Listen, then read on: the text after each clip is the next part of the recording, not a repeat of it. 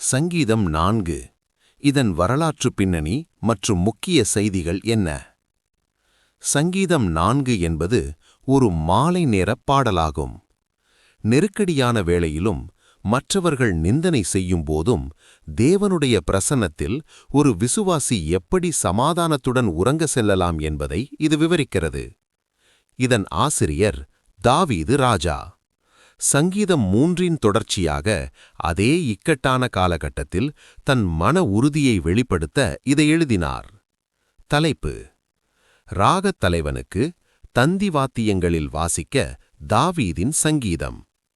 இப்பாடல் நிகினோத் எனப்படும் தந்தி வாத்தியங்களுடன் இசைக்கப்பட வேண்டிய ஒன்றாகும். யூதர்கள் இன்றும் இப்பாடலை உறங்குவதற்கு முன்பாக சொல்லும் சேமா எனும் ஜெபமாக பயன்படுத்துகின்றனர்.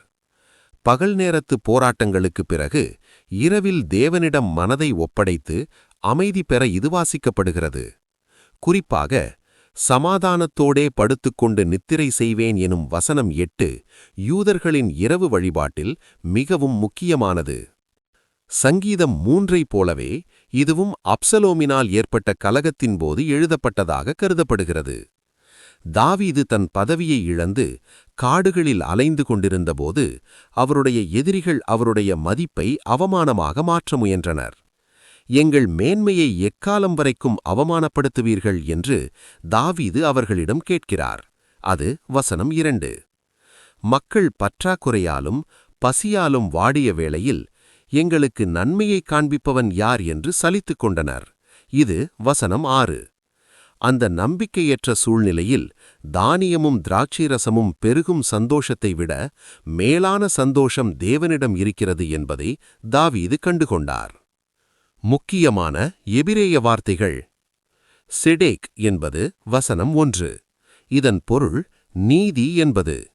என் நீதியின் தேவனே என்று தாவீது கூப்பிடும்போது மனிதர்கள் தனக்கு அநீதி செய்தாலும் தேவன் நீதியுள்ளவர் என்பதை இது குறிக்கிறது. ஹாசித் என்பது வசனம் 3. இதன் பொருள் பக்தியுள்ளவன் அல்லது பரிசுத்தவான் என்பது குறிக்கும். கர்த்தர் தமக்காக பிரித்தெடுத்த விசேஷித்த நபரை குறிக்கும் சொல். ராகாஸ் என்பது வசனம் 4. இதன் பொருள் நடுங்குங்கள் என்பது. இது நீங்கள் கோபம் கொண்டாலும் பாவம் செய்யாதிருங்கள் என்பதில் வரும் கோபம் அல்லது நடுக்கம் என்ற உணர்வை கட்டுப்படுத்துவதை குறிக்கிறது. அடுத்து மிக முக்கியமான செய்திகள் என்ன? கர்த்தர் பக்தியுள்ளவனை தமக்காக பிரித்தெடுத்திருக்கிறார், அவர் விண்ணப்பத்தை கேட்பார் என்கிறது வசனம் 3. படுக்கையிலே உங்கள் இருதயத்தில் பேசி அமர்ந்திருங்கள் என்று தியானத்தின் அவசியத்தை வலியுறுத்துகிறார் வசனம் 4.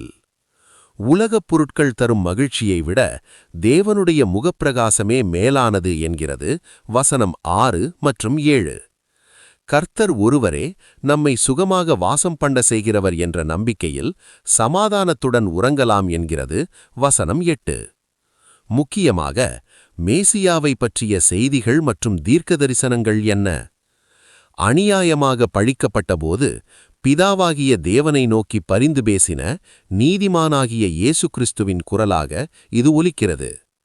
கோபம் கொண்டாலும் பாவம் செய்யாதிருங்கள் என்ற வசனத்தை எபேசியர் 4:26 பவுல் மேற்கோள் காட்டுகிறார். இது கிறிஸ்துவை பின்பற்றுபவர்கள் எப்படிப்பட்ட நிதானத்துடன் இருக்க வேண்டும் என்பதை காட்டுகிறது. மரணம் எனும் உறக்கத்திற்கு பின்பும் தேவனுடைய பிரசன்னத்தில் சுகமாயிருப்போம் என்ற நம்பிக்கையை இந்த சங்கீதம் முன்னறிவிக்கிறது. சுருக்கமாக சங்கீதம் 4 உலகம் தரும் மகிழ்ச்சியை விட உன்னத தேவன் தரும் வெளிச்சம் மேலானது, அதுவே ஒருவனுக்கு பூரண சமாதானத்தை தரும் என்று சொல்கிறது. ஆமேன்.